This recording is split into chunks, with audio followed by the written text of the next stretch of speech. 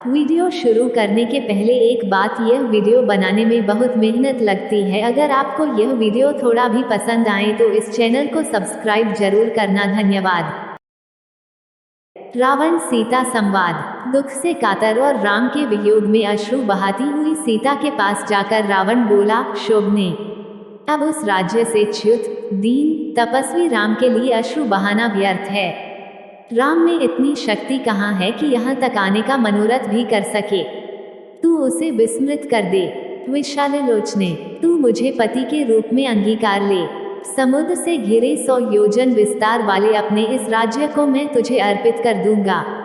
मैं, जो तीनों लोकों का स्वामी हूँ, तेरे चरणों का दास बनकर रहूंगा। मेरी समस्त सुंदर रानियां तेरी दासी बनकर रहेंगी।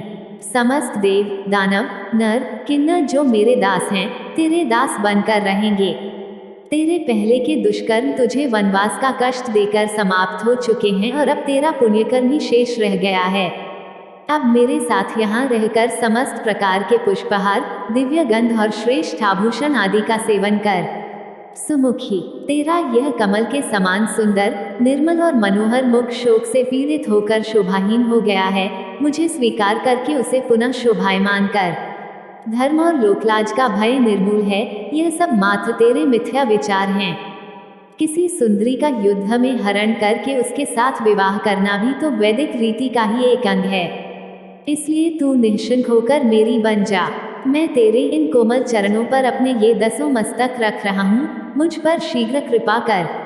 रावण के इन वचनों को सुनकर शोक से कष्ट पाती हुई वैदेही अपने और रावण के बीच में तिनके उठ करके बोली, हे नराधम, परम पराक्रमी, धर्मपरायण एवं सत्य प्रतिज्ञा दशरथनंदन श्री रामचंद्र जी ही मेरे पति हैं। मैं उनके अतिरिक्त किसी अन्य की ओर दृष्टि तक भी नहीं कर सकती। यदि तूने मुझे बलपूर्वक मेरा अपहरण किया होता तो अपने भाई खर की तरह जनस्थान के युद्धस्थल पर ही मारा गया होता, किंतु तू कायरों की तरह मुझे चुरा लाया है। तेरे इस अनर्गल प्रलाप से ऐसा प्रतीत होता है कि अब लंका सहित तेरे विनाश का समय आ गया है। तू इस भ्रम में मत रह कि यदि देवता और राक्षस तेरा कुछ नहीं बिगाड़ सके तो राम भी तुझे नहीं मार सकेंगे। उनके हाथों से ही तेरी मृत्यु निश्चित है। अब तेरा जीवन काल समाप्त प्राय हो चुका है। तेरे तेज, बल और बुद्धि तो पहले ही नष्ट हो चुके हैं, और जिसकी बुद्धि नष्ट हो चुकी होती है उसका विनाश काल दूर नहीं होता। अरे राक्षसाधम, तू महापापी है, इसलिए मेरा स्पर्श नहीं कर सकता। तूने कभी सोचा भी है कि कमलों में विहार करने वाली हंसिनी क्या कभी कुक्कुट के साथ रह सकती है? तू मेरे इस संज्ञा शून्य जड़ शरीर को बांध कर रख ले या काट डाल, पर मैं कलंक देने वाला कोई भी निंदनीय कार्य नहीं कर सकती।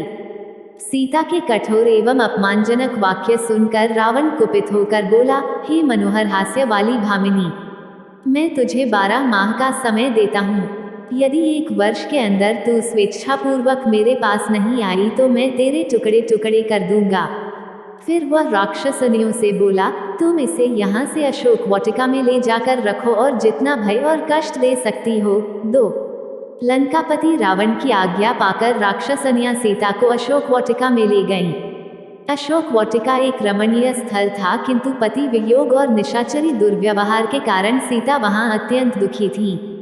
सीता का अशोक वाटिका में प्रवेश जानकर पितामह ब्रह्मा देवराज इंद्र के पास आए और बोले, सदा सुख में पली हुई पतिव्रता महाभागा सीता पति के चरणों के दर्शन से वंचित होने के कारण दुख और चिंताओं से संतप्त हो गई हैं और प्राणयात्रा भोजन नहीं कर रही हैं। ऐसी दशा में निस्संदेह वे अपना प्राण त्याग कर देंगी। अतः तुम शीघ्र लंकापुरी में प्रवेश करके उन्हें उत्तम हविष्य प्रदान करो। ब्रह्मा जी के आज्ञानुसार इंद्र तत्काल लंकापुरी पहुँचे। उन्होंने निद्रा देवी की सहायता से समस्त राक्षसों को मोहित कर दिया। फिर वे सीता के पास जाकर बोले, हे देवी, आप शोक न करें, मैं शचीपति इंद्र राम की सहायता करूंगा। मेरे प्रसाद से वे विशाल सेना लेकर समुद्र पार करके यहाँ आएंगे। अतः तुम इस हविष्य को स्वीकार करो। इसे खा लेने पर तुम्हें हजारों वर्षों तक भूख और प्यास संतप्त नहीं कर पाएंगे। शंकित सीता ने उनसे कहा, मुझे कैसे विश्वास हो कि आप देवराज इंद्र ही हैं? इस पर देवराज इंद्र ने समस्त देवोचित लक्षणों का प्रदर्शन करके सीता की शंका का निवारण कर दिया। विश्वास हो जाने पर सीता बोली, यह मेरा सौभाग्य है कि आज आपके मुख से मुझे अपने पति का नाम सुनने को मिला। आप मेरे लिए मेरे श्वसुर दशरथ और पिता जनक के तुल्य हैं। मैं आपके हाथों से इस पायसरूप हविष्य दूध से बनी हुई खीर को स्वीकार करती हूँ। यह रघुकुल की वृद्धि करने वाला हो। इस प्रकार से इंद्र द्वारा प्रदत्त हविष्य को खाकर जानकी भूख प्यास के कष्ट से मुक्त हो गईं और देवराज इंद्र राक्षसों को मोहित करने वाली निद्रा के साथ देवलोक को चले गए। इसके आगे की कहानी आपको आने वाली अगली वीडियो में देखने को मिलेगी। यह वीडियो देखने के लिए धन्यवाद दोस्तों।